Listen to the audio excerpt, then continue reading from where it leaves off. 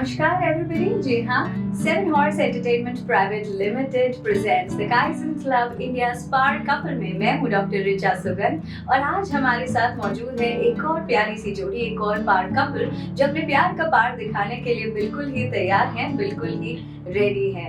अक्सर आपने वो गाना तो सुना ही होगा, मेरी मम्मी नू पसंद नहीं हूँ तू, मगर इस गाने के विपरीत मेरी मम्मी नू पसंद है तू पर नहीं मैनू, ऐसे शुरू हुई थी इनकी लव स्टोरी। जी हाँ, हमारे साथ है the very pretty Preeti ji और उनके प्यारे प्यारे पिया जी यानी कि Prakash ji. Mister and Mrs Rangari यहाँ पर पहुंचे हैं, बहुत बहुत स्वागत है आपका। How do you feel? इस तरह का जो एक पार कपल शो यहाँ पर हम कर रहे हैं, आपसे बातचीत कर रहे हैं, क्या आपने कभी सोचा था कि इस तरह की शुरुआत नागपुर शहर के अंदर या भारत के अंदर हो पाएगी जहाँ पर आप कपल्स को खास बनाने की शुरुआत की जाएगी? कभी सोचा तो नहीं था, पर ऐसे एक मन में इच्छा थी कि कोई ऐसा शो हो जहाँ हम जा सके और अपने दिल की बात कह सके। जैसे बहुत सारी बात ऐसा होता है कि हम एक दूसरे को अच्छे से नहीं बोल पाते ना कि क्या आप में खूबी है, हम यही निकालते हैं कि आप में क्या कमी है, आप ऐसे वैसे।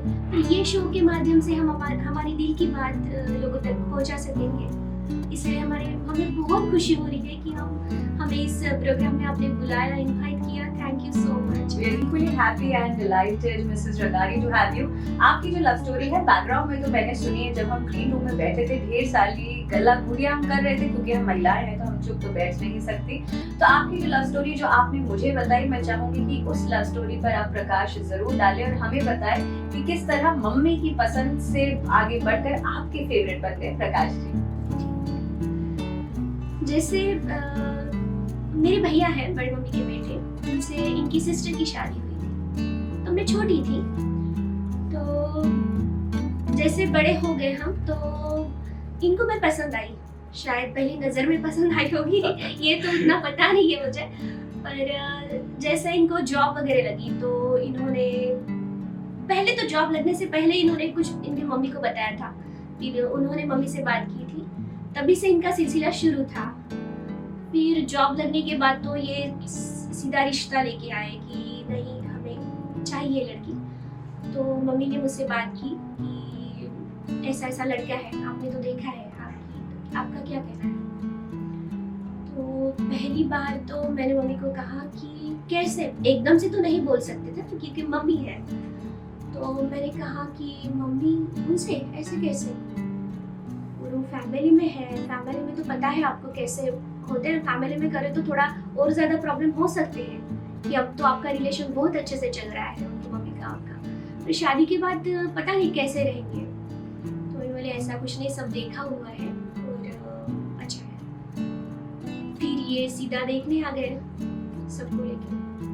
फिर बहुत मुसीबत थी क्योंकि मुझे लड़का बिल्कुल ही पसंद नहीं था क्योंकि बहुत अलग सोच थी हमारी। मैं एक बिल्कुल साइलेंट पर्सन, जैसे मुझे बिल्कुल ऐसे जो ये थे वो मेरी सोच नहीं थी। जैसे चंचल सा लड़का, सबसे ऐसे गुण मिल रहा है जो मुझे ऐसा लगता था कि मैं खुद साइलेंट हूँ तो नहीं, एक पर्सनैलिटी चॉइस क्या होगी हमारी कि एक साइलेंट पर्सन हो जो ऐसे। पर जब फिर नहीं बोला मैंने, उसके बाद देखा कि मम्मी बात नहीं कर रही अच्छे से, कुछ वातावरण थोड़ा सा बिगड़ा सा जा रहा है, तो सोचा कि नहीं अब थोड़ा गलत हो रहा है, हमने हाँ कह देनी चाहिए। तो फिर हाँ कह दी मम्मी को, चलो ठीक है। 2-3 साल बाद हाँ कही मैंने, उतने दिन ये रुके थे। 3 साल तक आपने इनसे पापड़ दिलवाए? हाँ। तो इनकी ये था इनका कि मैं शादी करूंगा तो इन्हीं से करूंगा। क्या बात, हम तो दाद देना चाहेंगे आपकी चॉइस को। और मेरी ये सोच थी कि मैं किसी से भी शादी करूंगी, मम्मी से कहा था किसी से भी शादी करूंगी पर इनसे कब नहीं करूंगी। फिर फाइनली हाँ कह दिया। तो जैसे कि मैडम ने बताया कि आपकी बहन इनके परिवार में दी हुई है, आपकी बहन के ससुराल वाले हैं, ये वाकई में प्यार हुआ था या हिसाब बराबर करना चाह रहे थे कि एक बेटी दी है तो एक लेना चाहते हैं? वाकई में प्यार हुआ था। और ऐसी कौन सी चीज जो पहली नजर में भाग गई थी उनकी? ये जब उनकी सगाई थी चने मेरी सिस्टर की, तभी आई थी। एकदम गुमसुम सी चुपचाप सी लड़की, एकदम साइलेंट सी आई बैठी है, तो तो बोला ये कौन है एकदम साइलेंट सी है, तब ये शायद 8th या 7th में होगी। तभी मैंने यानी सोच लिया था कि ये लड़की अपने लायक है, कि फिर वो शादी हो गई, ये हमारे यहाँ आने लगी, उनके साथ वगैरह आने लगी, तो बात नहीं करती थी, ना मुझसे बात करती ना इनसे बात करता था। फिर भी मैंने घर में बताया कि शादी करेंगे तो इन्हीं से, तो मेरी मम्मी बोली कि नहीं ये हो नहीं सकता, क्योंकि वो यानी ज़्यादा पढ़ी लिखे, ज़्यादा ये है सब है, थोड़े से ये है तो मुश्किल जाएगा शादी यानी शादी होने की। फिर वैसे करते करते मुझे जॉब यानी जॉब पक्की हो गई। उसके बाद 1-1.5 साल बाद हमने ऑफर भेजा कि मेरी जवाई के थ्रू, तो ठीक है, तो हम ऐसे ही गए, चलो मजाक जाके देखने के लिए। तो ये हो गया उनका अभी जो बताया स्टोरी, तो उन्होंने ना बोल दिया तो ठीक है, ना तो ना। लेकिन मैं बहुत नाराज हुआ, मैं वेट किया नहीं, मैं या तो कहना था कि मैंने सिस्टर को बता दिया, जवाई को बता दिया था और मम्मी को सबको बता दिया, शादी करूंगा तो इसे से करूंगा, नहीं तो नहीं करूंगा। ये फिर 3 साल रुके रहे, ऐसे सिलसिला चलता था। और फिर और एक बार और प्रपोजल गया कि चलो कर डालते, क्या कर रहे हैं शायद मन बदलता है। हाँ, क्योंकि इनकी मम्मी का ज्यादा ही प्रेशर था और उनको यानी मैं बहुत पसंद था पहले से, या हो सकता है कि मेरे पिताजी और इनकी मम्मी की बातचीत हो गई होगी, कुछ हो सकता है बचपन में। हाँ मैं बचपन से 7th क्लास की लड़की नहीं क्या? या हो सकता है कि इन्हें सब यानी घर के सब लाइक करते थे, ऐसा ही नहीं कि तो कि शादी हो गई, कोई बाकी के कोई फंक्शन नहीं हुआ, इसलिए बस शादी पक्की हो गई, ना कहीं जाना देखना ये वो कुछ भी नहीं हुआ, डायरेक्ट सगाई की फिक्स हुई। फिर आफ्टर 2-3 महीने में शादी हो गई हमारी। क्या बात है, चेक मंगी और पट दिया। हाँ। तो शादी के बाद ऐसा कौन सा मोमेंट था जब आपको लगा कि इससे बेहतर लड़का तो भाई मिल ही नहीं पाता मुझे, इनसे बेहतर कोई जीवन साथी नहीं होता आपके लिए? कोई ऐसा मोमेंट, कोई ऐसी सिचुएशन, कोई ऐसा सर्कमस्टेंस जब आपको दिल में एकदम से वो ख्याल आया कि इनसे बेहतर कोई नहीं हो सकता था मेरे लिए शादी के बाद? शादी के बाद तो जैसे मैंने जैसे लव मैरिज में हम क्या होता है, हमें एक दूसरे के बारे में सब पता होता है, पर अरेंज मैरिज में वैसा नहीं होता, धीरे धीरे प्यार होता है, जैसे धीरे धीरे हम एक दूसरे को समझते हैं। तो इनका जैसे देखा मैंने कि मेरी सोच शायद गलत थी, क्योंकि एक लड़की को ऐसा लड़का चाहिए जो फैमिली को सपोर्ट करे, सबसे प्यार से बात करे, लोगों से बात करे, उसका जो सबसे मिल रहे हैं, तो वो होना बहुत ज़रूरी है। और वो तब समझता है जब हम थोड़ी समझ हमें आ जाती है, शादी हो जाती है, फिर बहुत कुछ चेंज हो जाता है। तो ऐसे बहुत सारे मौके आए जो ऐसा लगा कि इन्होंने कभी हमेशा साथ दिया हर वक्त। जैसे कुछ फैमिली मैटर भी हो चलता है, हर लड़की के जीवन में ऐसा होता है, कुछ ना कुछ तो आते रहता है, पर ये हमेशा खड़े रहे साथ कि नहीं आप डगमगाओ मत, मैं खड़ा हूँ आपके साथ, हमेशा रहूँगा। तो फैमिली बड़ी थी, मैं ऐसे वातावरण में पड़ी हूँ जैसे कुछ किया नहीं था उतना काम वगैरह, पर फैमिली में बड़े होने के कारण सब करना पड़ा। और वो सोच के भी गए थे कि मम्मी को देखा है सब बचपन में कि उन्होंने सबको फैमिली को मेंटेन किया है, सबको अच्छे से देखा है, तो वैसे हमें भी करना चाहिए, तो दिमाग में डाल के गए थे। फिर जब घर में आते थे तो सबसे प्यार से बात करना, कहीं प्रोग्राम में जाए तो सबसे अच्छे से बात करना, लगता कि नहीं यार ये लड़का तो ऐसे चाहिए। और जो शुरुआत हुई तो वो तो इमोशंस में होता ही है। एक बार ऐसे हुआ कि पहला वैलेंटाइन डे था हमारा, फर्स्ट वैलेंटाइन डे था, तो मैं बहुत थकी थी, घर में पूरे काम किए, फिर इन्होंने छुट्टी ली थी उस दिन, वैलेंटाइन्स डे के लिए। क्या बात है, छुट्टी ली सुपर रोमांटिक। छुट्टी ली थी और रूम में शायद ये बंद करके अंदर पूरा डेकोरेट कर रहे थे कि पूरा ऐसे सजा के रखा था। पहले वो आते था ना स्टार वगैरह, वो सब लगा के, ग्रेट। और फ्लावर रखे थे और एक गिफ्ट था, पैक था, मुझे नहीं पता था क्या था। तो मैं दोपहर को गई, पूरे काम करके बहुत थकी हुई और थोड़ा गुस्सा भी था, वो चिड़चिड़ापन फैमिली की वजह से, या थोड़े पसंद भी नहीं थे, वो भी एक बात थी। और तो अच्छा, ये एक साल सारी बाद दोनों में बात। पहला वैलेंटाइंस तक भी पसंद नहीं आए थे। हाँ तो Okay. तो चलता था, पर हाँ। अच्छा ही था रिलेशन, ऐसा कुछ जी। नहीं कि, पर जैसे जो स्टार्ट होता है ना वो सच में तब हुआ। अच्छा, ये तो चल रहा था वैलेंटाइंस डे का ही relation। इंतजार हो रहा था शायद, प्यार परवान चढ़े, उसी दिन शायद मैं एक्सपेक्ट कर रही हूँ कि अब तो कुछ ऐसा हुआ होगा। तो ऐसे हुआ कि जैसे गिफ्ट, मैं गई रूम में तो देखा कि हाँ सब अच्छे से रखा है, फ्लावर रखे और गिफ्ट भी रखा था, पर मैं गुस्से में थी, मैंने उतना कुछ देखा नहीं। जो गिफ्ट था ना वो भी मैंने गुस्से में से जैसे डाल देते ना वैसे डाल दिया। तो वो कांच का था जैसे कपल, तो ये आइडिया नहीं थी ना कि वो कांच का होगा। मुझे लगा कि कुछ तो भी आवाज आई और इन्होंने रोना शुरू कर दिया। आपने तो कांच के साथ दिल तोड़ दिया है गिफ्ट तो में। इन्होंने रोना शुरू कर दिया, तो फिर और बुरा लगा कि अरे कैसे, मैंने कुछ तो नहीं किया। फिर देखा तो वो फूटा हुआ था। दिल में ऐसा लगा कि नहीं, कुछ तो भी हमने गलत किया, ऐसा नहीं करना चाहिए था। तो फर्स्ट टाइम वो जो फीलिंग स्टार्ट हुई दिल में कि नहीं, कोई है जो हमें इतना प्यार से ये कर रहे हैं और हम उन्हें कुछ रिस्पॉन्स नहीं दे रहे हैं। तो वो पहली स्टार्टिंग हुई कि नहीं, यही इंसान था। और जो जिस तरह से फैमिली मेंटेन की कि नहीं, यही इंसान वो पर्सन है जो हमें चाहिए था। और फाइनली यही इंसान आपको मिला जो आपको, आपके पीछे पड़े हुए थे, पापड़ बेल रहे थे। एक साल तक आपने पसंद नहीं किया, मगर वैलेंटाइंस डे का ही मुझे लग रहा है ये दोनों की जोड़ी का जो प्यार है वो इंतजार कर रहा था कि परवान चढ़े, और वैलेंटाइंस डे सार्थक साबित हुआ। उसके बाद क्या हुआ फिर? आपने कुछ कहा इनसे, माफी मांगी? एक ग्रीटिंग रखा था, उस पे इन्होंने जो कुछ काट के उसमें लिखा था आई लव यू सोना, जो क्या ब्लड से काट लिखा के? था, उंगली काट के। Oh my God! और मुझे ऐसे लगा कि अरे नाटक कर रहे होगा, मन में नाटक कर रहे होगा, तो मैंने उतना माइंड नहीं किया। फिर देखा तो कुछ दिनों के बाद देखा, पर कुछ दिनों के बाद को ये आपको शौक लगेगा कि मैंने 14 साल बाद वो ग्रीटिंग कार्ड निकाला। Oh my God! जो फिर देखा तो सच में ब्लड था वो, यानी पूरा जम गया था वो ब्लड। ग्रीटिंग कार्ड को भी मुझे 14 साल का तो- वनवास भुगतना पड़ा था। तो और ऐसे लगा कि नहीं, चलो कुछ तो खास है। और ये बात तो ठीक है, ये तो प्यार तक सीमित है, पर जो फैमिली मेंटेनेंस है वो बहुत ज्यादा जरूरी होता है एक लड़की के लिए, कि वो लड़का ऐसा हो जो सबको मेंटेन करे, उनकी भी फैमिली दोनों तरफ से अच्छे से मेंटेन करे। वो देखा मैंने कि सच में बहुत ग्रेट पर्सन है वो, और मैं खुद को बहुत लकी समझती हूँ कि वो मिले मुझे। Wow, wonderful.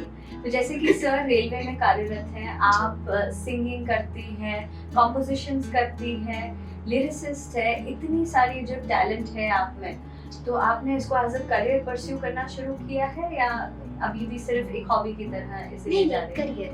वाओ! तो ये शुरुआत से कर रही थी या शादी के बाद ये सब शुरू हुआ?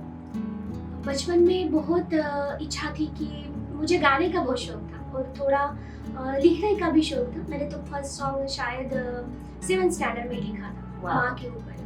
और कंपोजिशन तो जैसे एक गिफ्ट ही है जो पहले क्लास से थी। पहले जो कविताएं रहती थी ना स्कूल की, तो वो मुझे सर सामने आके गाने के लिए कहते थे और मैं गा लेती थी कोई भी धुन बना के। तो वो जैसे पसंद था वो, पर नहीं कर पाई। पापा चले गए, छोटी थी तो उनकी इच्छा थी कि उनकी बेटी कलाकार बने।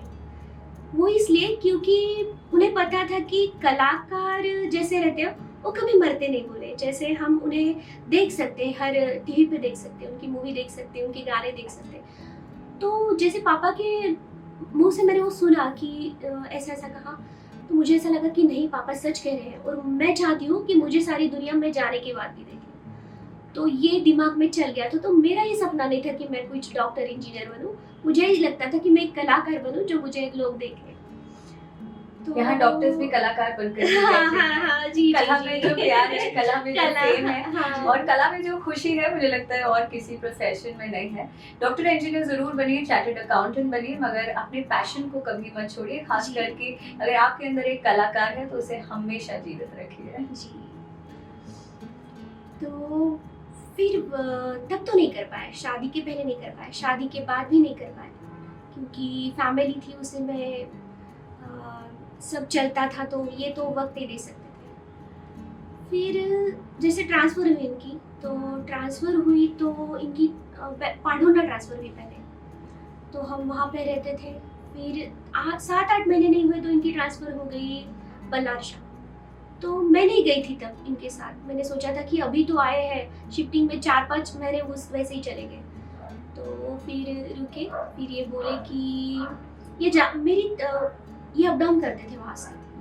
जैसे इतनी तकलीफ ली इन्होंने कि 2 दिन की ड्यूटी 1 दिन में करते थे, फिर रात को वापस आते थे हमारे लिए। वो जर्नी कितनी है बल्लारशाह, 5-6 घंटे वहाँ पे आने में देरी लगता था। तो 2 दिन की ड्यूटी 1 दिन में करके, तो ये भी इनको भी बहुत थकान सी, घर में वातावरण बहुत अजीब सा चल रहा था, मैं भी डिप्रेशन में जा रही थी, बैठा था, तो ये सब चल रहा था। तो फिर इन्होंने कहा कि तुम्हें गाने का शौक है तो चलो आप वो अभी ट्राई करो, कुछ तो भी करो। तो कभी आप गुनगुनाती थी इनके सामने, कोई गाने इन्हें डेडिकेट करती थी, तब इनको पता चला आपके टैलेंट का? हाँ। अच्छा, आपको डेडिकेट करती थी। और इनको अगर आपके दिल के तार छेड़ने हैं, सर को अगर आपके दिल के तार छेड़ने हैं, तो क्या हथियार आजमाते हैं? अब इनके पास तो इनकी मीठी सी आवाज है, इनके कॉम्पोजिशंस है, आप किस तरह से मैडम के दिल के तार छेड़ पाते हैं? मैडम के दिल के तार छेड़ना यानी तो बहुत कठिन है। ये तो शुरुआती स्टोरी से हम समझ ही चुके ज्यादातर थे। दिल के तार वही छेड़ती है। मैं तो उतना कोई रोमांटिक उतना ही नहीं हूँ। नहीं उतना नहीं, मैं जो शब्द से मैं रोमांस नहीं कर पाता हूँ। जैसे इनके शब्द है बोलने, अब इनको राइटर है तो उनके पास बहुत सारे शब्द रहते हैं कि किसी ना किसी शब्द से वो अगर कोई ऐसा कार्य की चलिए, जैसे मैं आपको कहूँगी मैम इतने सुंदर दिखते, फॉर एग्जांपल कितने सुंदर है आप, इतनी सुंदर साड़ी पहनी है, ठीक है, तो ये हम दोनों में नेचर है, ये दोनों ये बोलते मुझे कैसी लग रही है? ये नहीं, महिलाओं में तारीफ तो बहुत ज्यादा सुनना पसंद है, ये तो सभी जानते हैं, जब जाहिर सी बात। मैं कभी तारीफ नहीं की, यानी वो जब भी मैंने मान लीजिए तैयार होके आ रही है, ये हर बार बोलती मैं तैयार हूँ, कभी नहीं बोलते कि आप अच्छी लग रही हो, अच्छी दिख रही हो, मैं कभी नहीं बोलता हूँ। वो पूछते हैं हाँ ठीक है ना, ठीक अच्छी लग रही है। ये ऐसे इनका नेचर है। प्यार तो जाहिर तौर पर बहुत ज्यादा करते हैं, क्योंकि 3 साल कोई भी सरकारी नौकरी वाला बंदा तो पापड़ नहीं बेलेगा। तो जैसे कि कहा कि सर सेंट्रल गवर्नमेंट में है, रेलवेज में है, काफी बार ट्रांसफर्स होती हैं, जॉब्स डिफिकल्ट रहते हैं, आपने कैसे कोप अप किया इन सारी चीजों के साथ? आपके लिए मुश्किल तो रहा होगा, किस तरह से आपने नॉर्मलाइज करने की कोशिश की, और क्या मैसेज आप देना चाहोगे इस तरह के कपल्स को जिनको जॉब्स की वजह से, कार्यों की वजह से, काम की वजह से काफी ट्रांसफर करने पड़ते हैं, सिटीज चेंज करनी पड़ती है, बच्चों की स्कूल्स चेंज करनी पड़ती है, पड़ोसी बदल जाते हैं, सहेलियां बदल जाती हैं, किस तरह से आप कोप अप करती हैं? सबसे पहले तो एक लड़की बन के हमें ये सोचना है कि हमें उनके साथ चलना है। Very true. क्योंकि जब तक हम उन्हें साथ नहीं देंगे, सपोर्ट नहीं देंगे, तब तक कुछ भी बात नहीं हो सकती। कुछ दिन किया उन्होंने अप डाउन, अभी तो प्रॉब्लम तो बहुत आती है, क्योंकि हर साल इनकी तो ट्रांसफर का ऐसा है कि बहुत ज्यादा ट्रांसफर होती है, तो वहाँ जाओ नए लोगों बहुत से ईमानदार है, इसीलिए ज्यादा ट्रांसफर्स होती है। अक्सर मूवीज में देखा गया ईमानदार ऑफिसर्स की ट्रांसफर्स बहुत ज्यादा होती है। ऐसी कोई बात है? पता नहीं हो। हमारा क्या है कि सेंसिटिव पोस्ट है हमारा, ओके, तो हमारे 3 साल 1 साल तो ट्रांसफर होता ही रहता है। ओके, तो इसी कारण हमें शिफ्टिंग वगैरह बहुत करनी पड़ती है। जी जी जी तो अभी जहाँ जाओ वहाँ वो अपने साथ ही है, जी, कभी अर्धांगिनी है तो साथ में रहेगी, हमेशा हमेशा साथ जी, में जी। रहेगी। आपने मेंशन किया कि डिप्रेशन का आप शिकार हुई थी, हाँ। उससे निकलने में, उससे निपटने में as a life partner sir का कितना योगदान रहा, बहुत ज्यादा, और परिवार का, दोनों तरफ से? दोनों तरफ से था, ऐसा कुछ नहीं। और इनका ज्यादा ही सपोर्ट था। इन्होंने कहा ना मैंने कि इन्होंने कहा कि आप क्लास ज्वाइन कर लो, आप आपकी हॉबी थी तो आप करो ये, तो फिर तो मैं उसी में लग गई। तो फिर एक एम मिल गया, वही स्टार्ट हो गया, फिर थोड़े से अच्छे से नई जिंदगी शुरू हुई। बल्लारशाह से जब बैतूल आए तो वहाँ पे रिकॉर्डिंग के एक स्टूडियो भी मिला, तो फिर रिकॉर्डिंग शुरू की। और रहा यहाँ वहाँ जाने का, तो एक जैसे एक लड़की बन के मैं हर जहाँ पे भी जाती हूँ ना, तो मैं ये प्राउड से कहूँगी कि मुझे हर जगह पे माँ मिली नहीं, वाह, क्योंकि इतने अच्छे रिलेशन हमारे बन जाते हैं। क्योंकि मैं यही सोचती हूँ कि हम जहाँ जाए, अरे ये कैसी याद देके जाए, हम तो कुछ नहीं देके जा सकते, एक अच्छे से 2 शब्द प्यार के, एक अच्छी यादें, क्योंकि हम तो एक जगह पे नहीं रहेंगे। तो हम जहाँ भी गए ना तो इतने फैमिली की तरह रहे और हमें सब उतना ही प्यार करते हैं, एक बेटी की तरह, इनको एक बेटे की तरह। और हम, ऐसा लगता ही नहीं है, मैं जहाँ भी गए ना तो ऐसा लगता नहीं कि हम कहीं नई जगह पे आए हैं। तो अगर सबसे प्यार से रहो ना, सब मेंटेन करो अच्छे से, तो हर बात इजी हो जाती है। और बच्चे के बारे में भी ये सोचा है कि जब तक वो साथ है, बच्चे तो बड़े हो जाएंगे तो खुद बाहर चले जाएंगे, अपना करियर बनाएंगे, बिजी हो जाएंगे, लेकिन अभी हमें, हमारी उनको ज़रूरत है। तो सबसे पहले तो उनके साथ हमें रहना है। इसीलिए अगर कुछ आ भी जाए मुझे तो ऑफर वगैरह, तो मैं नहीं जाती, क्योंकि और इन्होंने हमें बहुत बार लोगों ने कहा कि आप एक जगह पर बच्चे को रख दो, कहीं आप उनके साथ रहो। मैंने कहा कि नहीं, जब तक वो है, जैसे 10th तक 12th तक हम तो साथ में रहेंगे, जाएंगे, थोड़ी तकलीफ होंगी, मुझे होगी, उसको होगी, उसको भी अच्छे से समझा दिया है कि बेटा हमें साथ रहना है तो ये सब हमें करना पड़ेगा, बिल्कुल क्योंकि बिल्कुल। हमें साथ रहना, फिर तो अभी चले जाएंगे। तो ऐसे चल रहा है। और मेंटली तो इतना हम हैप्पी है और सब स्वीकार लिया है कि नहीं, हमें तो रहना है साथ।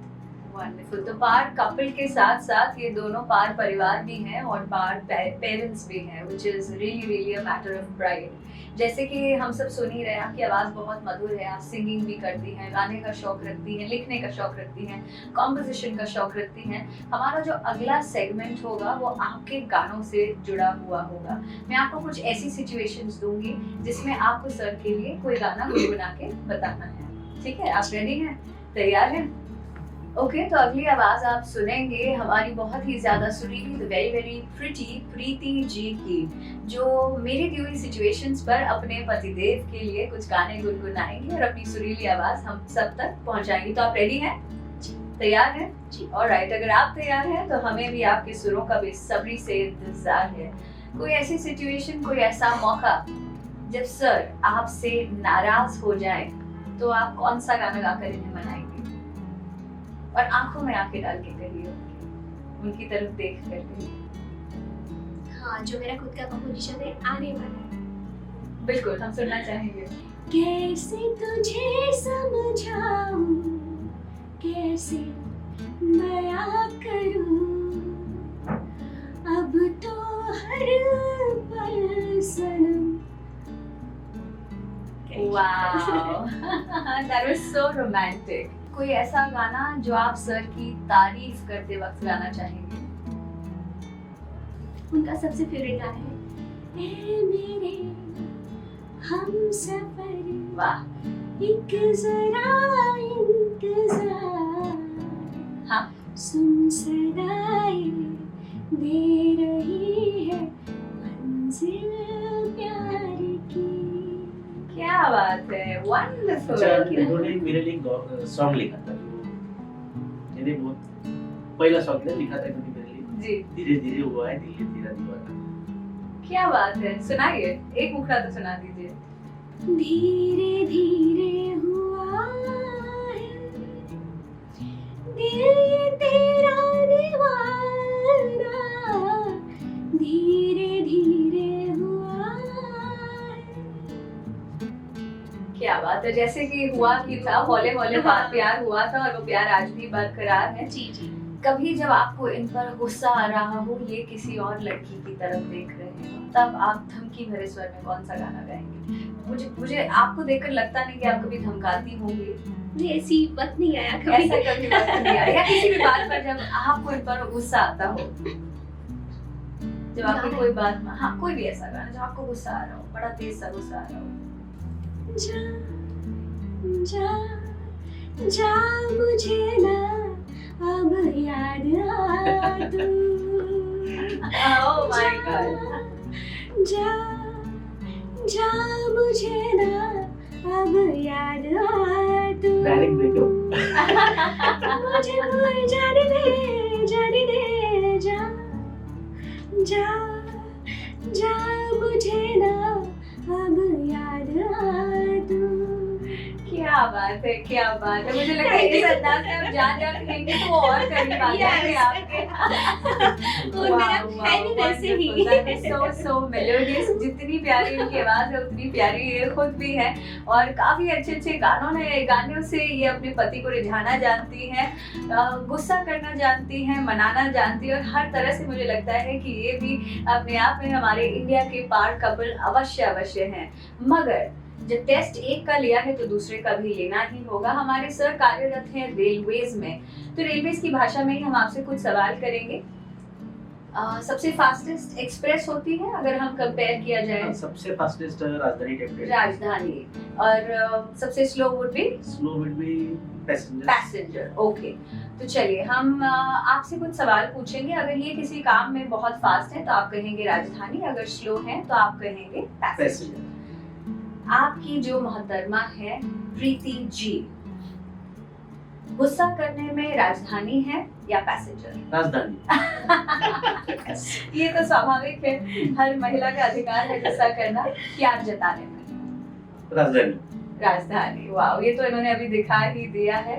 खाना पकाने में? राजधानी। ओके।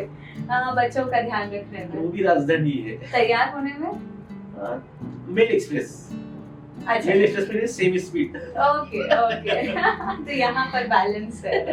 Very well. तो मुझे लगता है फुल मार्क्स आप दोनों के प्यार को मिलने चाहिए, और मिलने ही वाले हैं। और आपका प्यार का सर्टिफिकेट अपने आप में ही ये है कि इतने सालों से ये जोड़ी इसी तरह से बनी हुई है, और हम आशा ही नहीं करते, उम्मीद ही नहीं करते, बल्कि हमें पूरा विश्वास है कि ये जोड़ी इसी तरह से बनी रहेगी। और सिर्फ बनी नहीं रहेगी, लाखों करोड़ों जोड़ियों को इंस्पायर करेगी, और इंस्पायर करेगी इस माध्यम से जिसका नाम है the Kaizen club presents India's smart couple show. जी हाँ, और भी ढेर सारे कपल्स हमारे पास पहुंचने वाले हैं, हमारे साथ आने वाले हैं। फिलहाल हम चाहेंगे कि हम अलविदा कहें प्यार के रंग से भरे इस रंगारी जोड़ी को। जी हाँ, मिसेस एंड मिस्टर रंगारी हमारे साथ यहाँ पर मौजूद थे। थैंक यू वेरी मच, बहुत अच्छा लगा आपसे मिलके। And keep loving each other, keep inspiring the world with your love. Thank you so much.